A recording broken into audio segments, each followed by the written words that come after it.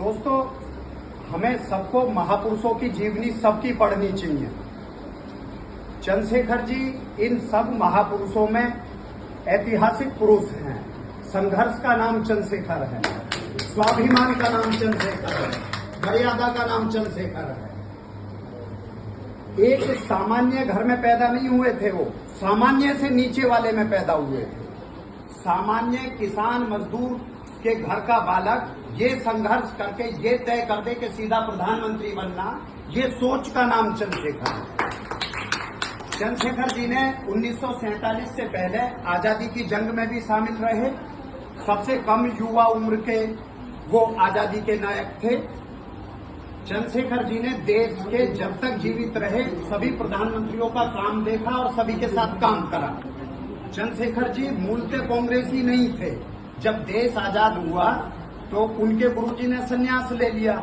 तो उनसे कहा, बोले गुरुजी आप संन्यास ले रहे हो, हमारा क्या होगा? तो जवाहरलाल नेहरू के लिए पत्र दिया था। बोले पत्र ले जाके दो। जब पत्र लेके आए, पत्र सील था। श्रीमती इंदिरा गांधी और नेहरू जी दोनों पिता पुत्री चाय पे थे, चाय पे बुला लिए। पत्र जब खोल के पढ़ा तो 2 ही लाइनें थी उसमें। वो पत्र पढ़ के जवाहरलाल नेहरू ने अपनी पुत्री इंदिरा की तरफ बढ़ा दिया। इंदिरा ने पत्र पढ़ा, पढ़ के बोली, चंद्रशेखर तुम तो समाजवादी हो। बोले जी मैडम। बोल तो फिर कांग्रेस में क्या करना चाह रहे हो? तो हंस के बोले आप सुन नहीं पाओगे।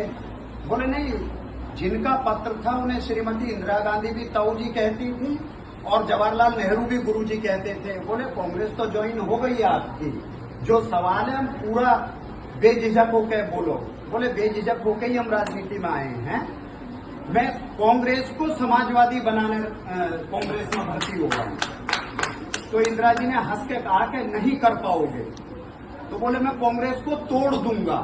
ये उस व्यक्ति की ज्वाइनिंग पे बात हो रही थी। इसलिए हम जितने भी सामान्य घर से आए हुए मेधावी छात्र छात्राएं हैं, सब महापुरुषों को पढ़ें, गहन चिंतन करें। आप जो चाहोगे वो हो जाएगा। ये चंद्रशेखर जी की जीवनी बताती है। अगर आपको टीवी पे समाचार सुनने हैं तो पिक्चर के चैनल से समाचार नहीं देगा। अगर आपको कार्टून देखना है तो समाचार के चैनल से कार्टून दिखाई नहीं देगा। पहले चैनल ठीक दबाना शुरू करो। जहां जिस चीज की जरूरत है उतनी मेहनत जब आप करना शुरू करोगे, निश्चित रूप से निकल जाएगा। आज हमें वो अध्यापक पढ़ा रहे हैं, वो लोग दिल्ली का और कलकत्ता का रास्ता बता रहे हैं, जो कभी कलकत्ता नहीं गए, कभी दिल्ली नहीं गए हैं। आईएएस की कोचिंग कराने वाले सारे मास्टर वो हैं जो आईएएस में 3-4 बार फेल हो चुके हैं। इसलिए अपनी मेहनत पे विश्वास करो। 2-4 पास लोगों से पूछो, स्टडी ज्यादा करो। जब 10 से 12 घंटा 10 महीना पढ़ना की आदत पड़ जाएगी, हर टेस्ट निकल जाएगा, हर व्यक्ति से निकल जाएगा। उसमें ना किसी की कोई जाति आ रही है बीच में, ना किसी का कोई धर्म आ रहा है। अगर आपको अपने टारगेट तक पहुंचना है तो टारगेट फिक्स करो, उसके लिए मेहनत करनी शुरू करो और चीजें ऐसे ही होंगी जैसे भगवान राम की कथा में एक वर्णन आता है। ऊपर से नीचे दशरथ जी के प्राण संकट में थे, ऊपर महादेव और माता पार्वती जा रहे थे। तो जब दशरथ जी विलाप कर रहे थे राम राम का, तो माता ने कहा जल्दी प्राण क्यों नहीं हरते इनके, ये ज्यादा कष्ट में है दशरथ जी। तो महादेव ने क्या कहा है, इन दोनों ने मनु शत्रुपा के अवतार में संसार की सबसे बड़ी शक्ति विष्णु को अपने घर में पुत्र रत्न में पैदा होने के लिए विवश कर दिया था। शत्रुपा की पूजा पूरी हो चुकी थी, जो कौशल्या थी वो ऊपर जा रही थी पूजा। मनु की पूजा में कुछ कमी थी, वो पूजा की भरपाई चल रही है। इसका मतलब संसार की जिस शक्ति के ऊपर आप शासन करना चाहते हो, पेमेंट आपको उसी के अनुरूप करना पड़ेगा।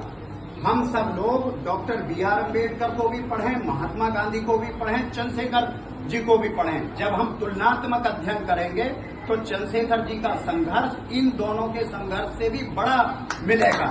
क्योंकि चंद्रशेखर जी ने उस टाइम पे काम करा था, उस टाइम काम शुरू हुआ था जब चीजें कब्जे में आ गई थी। इस देश में सुभाष चंद्र बोस जैसे पार्टी के अध्यक्ष जीत के अध्यक्ष नहीं रह पाए।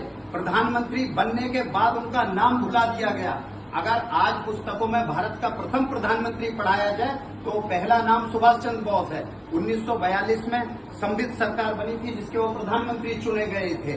पढ़ाया क्या गया हमें? आजाद भारत का प्रथम प्रधानमंत्री, जिससे जवाहरलाल नेहरू का नाम ऊपर आ सके। इसलिए मर्यादाओं को ध्यान रखो, मर्यादा पुरुषोत्तम को ध्यान रखो। हम भगवान राम से मर्यादाएं सीखते हैं और चंद्रशेखर जी के संघर्ष से अपने जीवन को बढ़िया बना सकते हैं। एक सामान्य व्यक्ति प्रधानमंत्री बनने से पहले भी 50 साल की राजनीति में ईमानदार व्यक्तित्व रहा। आज भी चंद्रशेखर जी के नाम पे दिल्ली एनसीआर में कोई एक प्लॉट नहीं बता सकते। जो लोग बकवास करते हैं अपनी जबान से हो। जिस भौंसी आश्रम की प्रोफेसर शर्मा जी जिक्र कर रहे थे, चंद्रशेखर जी ने जीते जी ट्रस्टी में उसका नाम हरियाणा गवर्नमेंट लिखा था, अपने पुत्रों का या पुत्री का नाम नहीं लिखा। इसलिए हम ईमानदार लोगों के, संघर्षशील लोगों के, उन पूर्वजों की संतान है जो करा हुआ संघर्ष अंतिम परिणति तक पहुंचाएगा, प्रथम पंक्ति तक, प्रथम व्यक्ति तक पहुंचाएगा। इसलिए सब बच्चे पुरुषार्थ से मेहनत करें और हमारे जितने भी युवा साथी हैं सारे, कलयुग की उम्र 125 वर्ष है। शास्त्रोक्त अगर हम उम्र की बात करें तो शास्त्र में कलयुग की उम्र 125 वर्ष लिखी गई है। जो भी 125 से पहले शरीर छोड़ता है वो अकाल मृत्यु को प्राप्त हो रहा है। हम अपने कर्मों के द्वारा ही मृत्यु को घटा रहे हैं और अपने के ही द्वारा बढ़ा सकते हैं। योग प्राणायाम कुछ नीतियां ऐसी हैं, 125 से ऊपर भी ले जा सकता है व्यक्ति अपने आप को। इसलिए आप बुजुर्ग नहीं हुए हो। हिंदुई में एक कहावत है, भारत की कहावत है, साठा का पाठा। 60 साल का व्यक्ति यहाँ जवान होगा जब वो अपने बच्चों की दैनिक नित्य क्रियाओं से निपट के उन्हें अपने पैरों पर खड़ा करके समाज के लिए काम करने की स्थिति में आता है। तो 60 के बाद 65 वर्ष और मिलते हैं समाज को देने के लिए।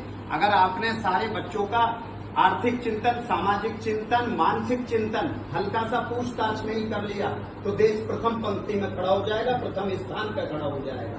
हम सब लोगों के लिए शर्मिंदा की बात है, आधे परिवार ऐसे जो शहर आ गए हैं वो गांव नहीं जाते। इसलिए गांव से भी जुड़ के रहें, समाज से जुड़ के रहें और अपने आप को खड़ा करें। जय जय सीताराम।